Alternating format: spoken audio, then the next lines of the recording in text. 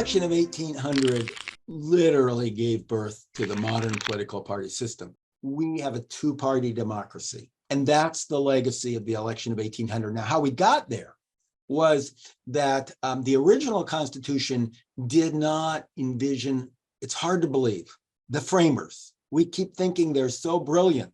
They didn't even consider political parties. They came out of this legacy of the Revolution, and we're all Americans.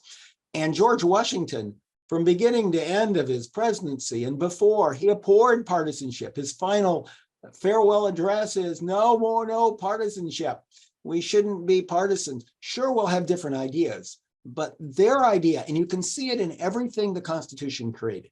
You can see it in the Electoral College. You can see it in the way congressional districts were designed. You can see it in senators not being elected by the people, but by state legislatures.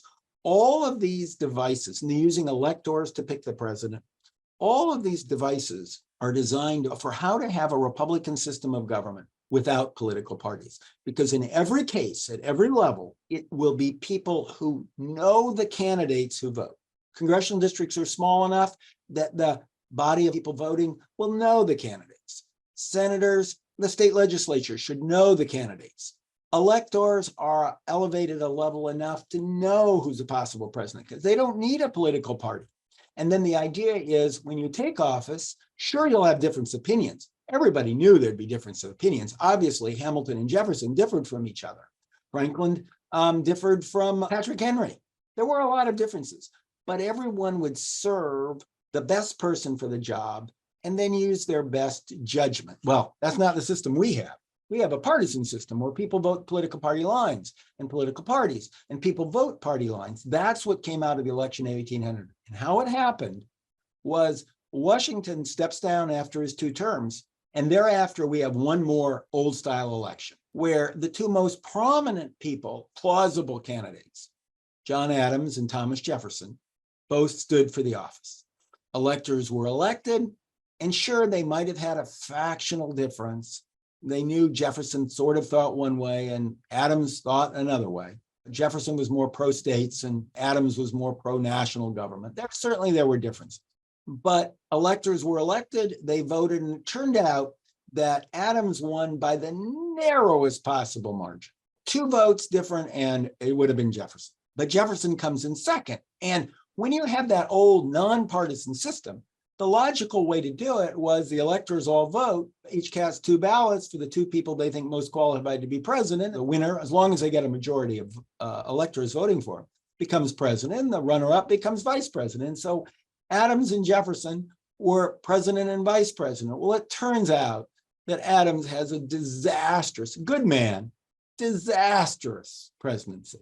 He turns out he just doesn't have the skills of being president because he doesn't have the stature and leadership skills of a Washington in that role. He has other gifts. I admire John Adams, but not as president. We go into the election of 1800 not with differences of opinions. Now we go in there with 2 organized political parties with an organized press. If you read the newspapers back then, every town would have a Federalist newspaper and a Jeffersonian newspaper. And reading them, there's differences. They will present what's happening in Europe, what's happening in the French Revolution, what's happening in England, what's happening in America. They will give it an entire partisan spin. It's as different as if you watch Fox News and then turn on MSNBC for the coverage of the same event.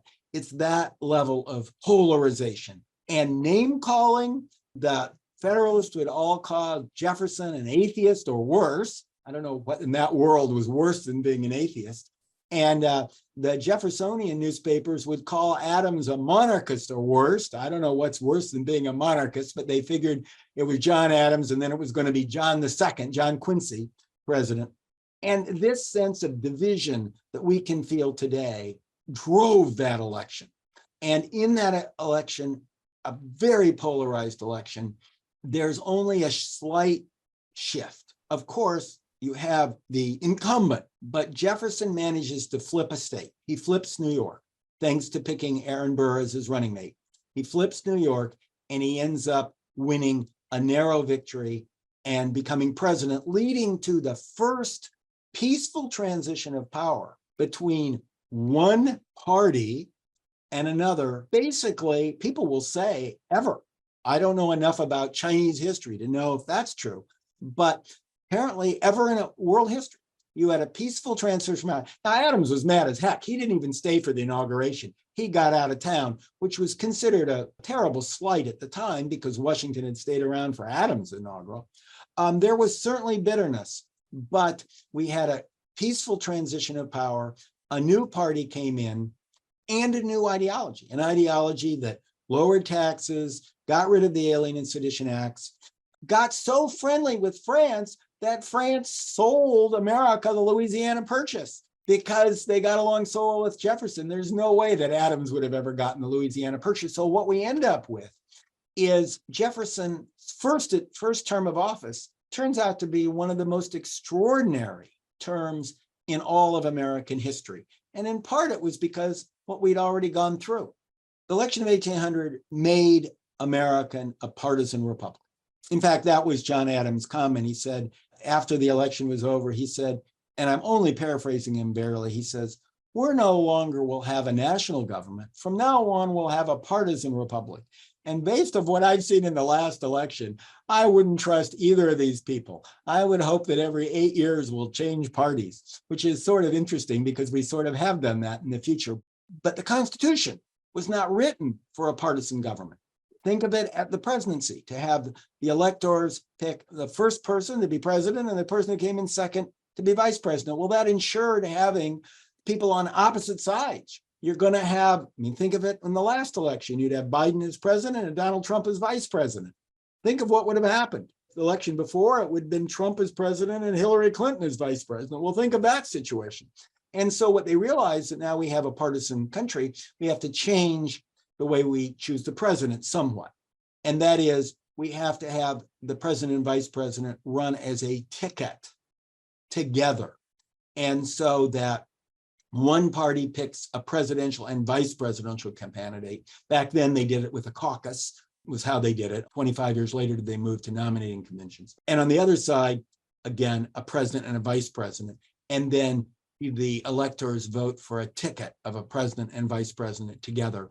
And that's how we enshrined into the Constitution the partisanship that had organically developed on its own by, well, as I guess I could say, the nature of humans, the way we are.